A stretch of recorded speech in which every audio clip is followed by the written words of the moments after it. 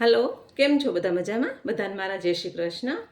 आ श्रावण महीने तो આપણે બધાને મજા કરાવી દઈએ કે રેસીપી જે આપણે રોજ રૂટીનમાં લેતા હોઈએ છે ને એ જ રેસીપી પણ ફરાળી।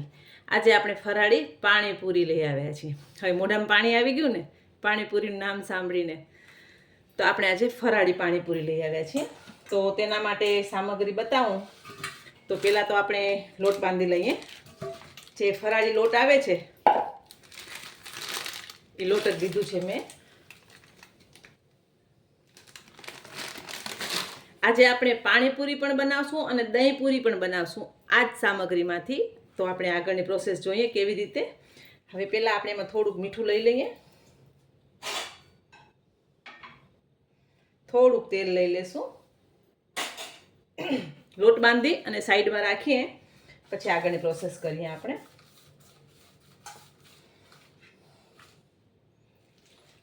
તમને એમ લાગતું હશે ને કે ફરાળી પાણીપુરી કેવી લાગે, પણ એકવાર ટ્રાય કરજો, બહુ સરસ બને છે। કેમ કે લેડીસોને પાણીપુરી મળી જાય તો મજા પડી જાય ને। અત્યારે હું થોડોક જ લોટ બાંધું છું, તમારે જેટલી જરૂર હોય એટલું તમે બનાવી શકો છો। પણ એકદમ સરસ અને ઇઝી રેસીપી બને છે। આગળ પણ આપણે વિડીયો અપલોડ કરેલા છે। ફરાળી ચાટ પૂરી છે, ફરાળી સમોસા છે, ફરાળી ઢોસા, ઇડલી બધું આપણે નાખ્યું છે, ફરાળી ઉત્તપમ છે। તો તમે એકવાર ટ્રાય કરશો ને તો તમને આઈડિયા આવી જશે કે રેસીપી કેવી બને છે। હવે ઘણા લોકો આ પાણીપુરી બનાવવામાં સામો નાખે છે, સાબુદાણાનો ઉમેરો કરે છે, પણ હું એ કાંઈ નથી કરતી। હું ખાલી આ ફરાળી લોટમાંથી જ બનાવું છું અને એકદમ સરસ એવી ક્રિસ્પી પૂરી બને છે। તમે જોઈ શકશો હમણાં જ બનાવીશ એટલે કે ફૂલે પણ છે અને એકદમ ક્રિસ્પી બને છે। હવે આપણે આ લોટને થોડી વાર સાઈડમાં રાખી દઈએ। તો આપણે લોટને થોડીક વાર ઢાંકીને રાખી દઈએ। હવે પાણીપુરીની વાત કરું ને તો મને પોતાને બહુ જ પાણીપુરી ભાવે છે। તો તેના માટે આપણે કોથમરી લીધી છે, બધું ધોઈ લઈએ પહેલાં આપણે। મેં ધોઈ લીધું છે, છતાંય બીજી વાર આપણે જરાક ધોઈ લઈએ કે કચરો હોય તો નીકળી જાય। ફુદીનો છે, મને પર્સનલી પાણીપુરી બહુ જ ભાવે છે। તો વ્રત રહ્યા હોઈએ ને પાણીપુરી ખાવા ન મળે તો મજા ના આવે ને। લીલા મરચાં છે તીખા, આદુ છે। હવે મિક્સર જારમાં લઈ લઈએ પહેલાં એને। આગળ આપણે 7 ફ્લેવરની પાણીપુરીની રેસીપી અપલોડ કર્યો છે વિડીયો, તમને જોવું હોય તો તમે જોઈ શકો છો। દહીં પૂરીની રેસીપી છે, ચાટ પૂરીની છે, ઘણા બધા વિડીયો ફરાળી પણ છે અને એમ જ પણ ઘણા બધા આગળ વિડીયો અપલોડ કર્યા છે। તમને જોવા હોય તો તમે તે પણ જોઈ શકો છો। હવે પહેલાં આપણે આને એકવાર ક્રશ કરી લઈએ।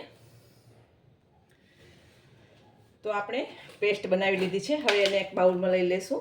હવે એમાં આપણે પાણી નાખી દઈએ। ઘરે પાણી બહુ સરસ બને છે અને જો સાદું પાણી તમે બનાવતા હો પાણીપુરીનું તો તમે આમાં સંચળ નાખી શકો છો, આદુ નાખી શકો છો, પણ આ પાણી ટેસ્ટી જ બનશે, બહુ સરસ બને છે। હવે એમાં તમે જો ચાટ મસાલો ખાતા હો તો તમે ઉમેરી શકો છો, લીંબુનો રસ છે, ટેસ્ટ પ્રમાણે મીઠું છે, અને અત્યારે હું સંચળ લઉં છું। જો તમે ખાતા હો તો આમાં ચાટ મસાલો, સંચળ અને જલજીરું પાવડર નાખી શકો છો, પણ ઘણા લોકો નથી ખાતા તો હું નથી ઉમેરતી અત્યારે। મેં ખાલી સંચળ લીધું છે ને મીઠું લીધું છે। હવે એકદમ સરસ મિક્સ કરી અને થોડી વાર એમાં મસાલામાં જ રહેવા દઈએ। પછી આને આપણે ગાળી લેશું કે જે આ મસાલો છે એ આપણે પાછું એનામાં કામ આવી જશે, બટાકાના મસાલામાં આવવામાં। થોડીક વાર રહેવા દઈએ એટલે મસાલાનો સ્વાદ સરસ આમાં ભળી જાય। તો આપણે પહેલાં તેલ મૂક્યું છે અને પૂરીને વણી લેશું। આમાં 2-3 પીસ બરફના નાખી દઈશું આપણે। આમ તો હું ચટણી પીસું છું ત્યારે બરફના પીસ એમાં નાખતી જ હોઉં છું। તમે જોઈ શકો છો એકદમ સરસ લીલો કલર આવ્યું છે।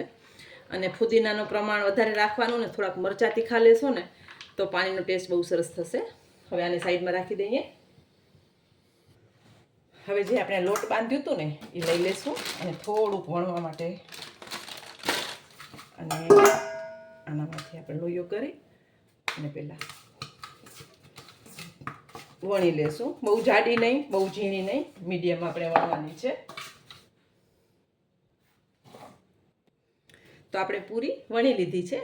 હવે આપણે એમાં આવી રીતે, મારી પાસે કટર છે, તમારા પાસે ન હોય તો કોઈ પણ એક માપ લેજો, કેમ કે પૂરી બધી એક સરખી હોય તો સરસ લાગે છે.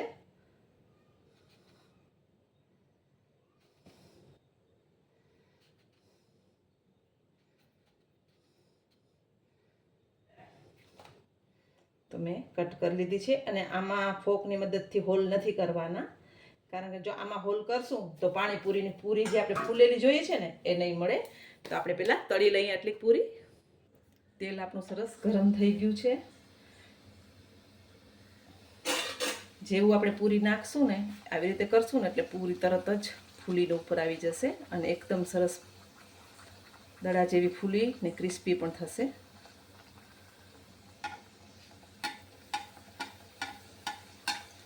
બધી ભેગી નહીં, એક એક નાખજો એટલે તમારે પૂરી સરસ ફૂલે. તમે જોઈ શકો છો એકદમ દડો ફૂલી ગઈ ને. હવે તમે એને પલટાવી શકો છો. એવી જ રીતે આપણે બધી પૂરી તળી લેશું. ગેસને થોડુંક ધીમું કરી નાખીએ કે પૂરી એકદમ ક્રિસ્પી થાય. મેં અત્યારે તેલ બહુ નથી લીધું, થોડુંક ઓછું જ લીધું છે.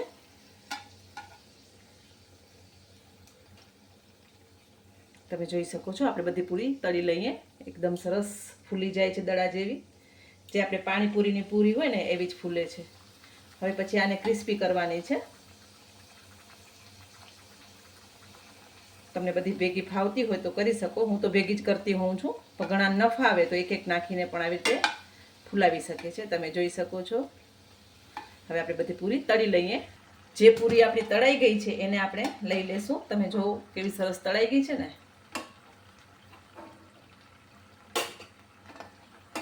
બીજીને આપણે થવા દઈએ. તો હવે આપણે આગળની પ્રોસેસ કરશું. પૂરી આપણી તળાઈ ગઈ છે.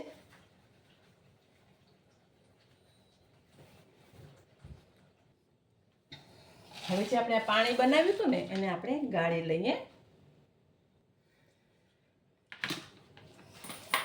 એકદમ સરસ સુગંધ આવી રહી છે, કલર પણ સરસ છે અને ટેસ્ટ તો પાણીપુરીના પાણીનો તમને ખબર જ છે કેવું સરસ હોય.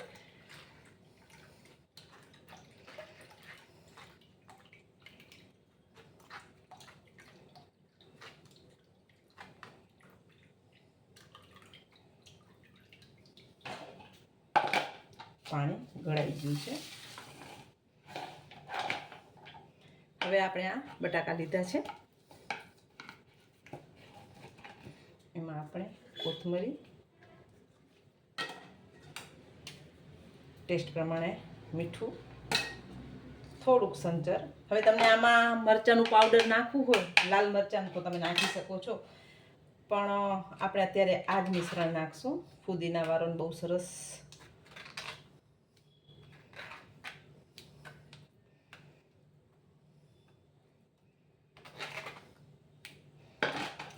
જોઈને તમને ખાવાનું મન થઈ ગયું ને તો ચોક્કસ તમારા ઘરે આ રેસીપી બનાવજો. અને સાબુદાણા મિક્સ કરીને તમને પૂરી બનાવવી હોય ને તો પણ તમે બનાવી શકો છો, કેમ કે બધાની રીત અલગ હોય છે. તો આપણે પહેલાં એકવાર પાણીપુરી સર્વ કરી લઈએ, પછી આપણે દહીં પૂરી બતાવશું એમાં જ.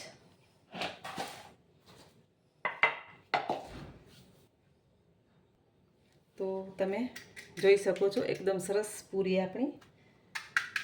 અવાજ આવે છે ને.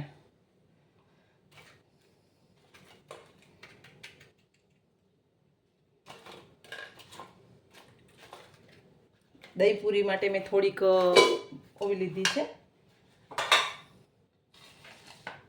હવે આપણે એમાં મસાલો, પૂરીને એકદમ ધીમા તાપે ક્રિસ્પી તળવાની છે, તો જ ટેસ્ટ સરસ થશે અને ક્રિસ્પી થશે, નકર સોફ્ટ થઈ જશે. એટલે ધીમો તાપ કરી ફૂલાવી લેવાની અને પછી ધીમો તાપ કરી અને પછી પૂરીને ક્રિસ્પી કરવાની. તો આપણે બધા ડુંગળી ને બધું નાખતા હોઈએ છીએ સેવ ઝીણીને, તો આપણે જે ફરાળી સેવ બનાવી છે એ સેવનો જ ઉપયોગ કરશું ને આપણે તો.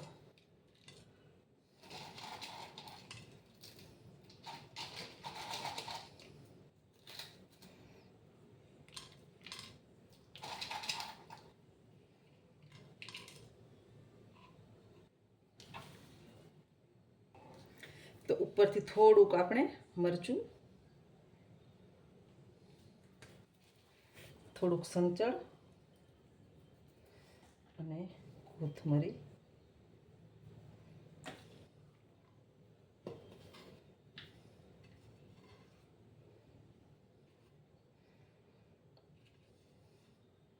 તો તૈયાર છે આપણી પાણીપુરી. તો એકદમ ટેસ્ટી એવું પાણી પણ આપણું તૈયાર જ છે. તમે જોઈ શકો છો કેવું સરસ બન્યું છે. એકદમ ઠંડુ કરી લેવાનું, પાણી પહેલાં બનાવીને રાખી દેવાનું અને પછી સર્વ કરવાની. તો આપણી પાણીપુરી રેડી છે. તો સાથે સાથે આ જ પૂરીમાંથી આપણે દહીં પૂરી કેમ બનાવી એ પણ બતાવી દઈએ. અત્યારે જે આપણે બતાવી એ બેઝિક આપણી સાદી પાણીપુરી હતી. હવે આપણે દહીં પૂરી બનાવીએ. તો તેના માટે પણ આપણે સરસ એવી ક્રિસ્પી પૂરી લઈ લીધી છે. તમે જોઈ શકો છો અવાજ આવે છે.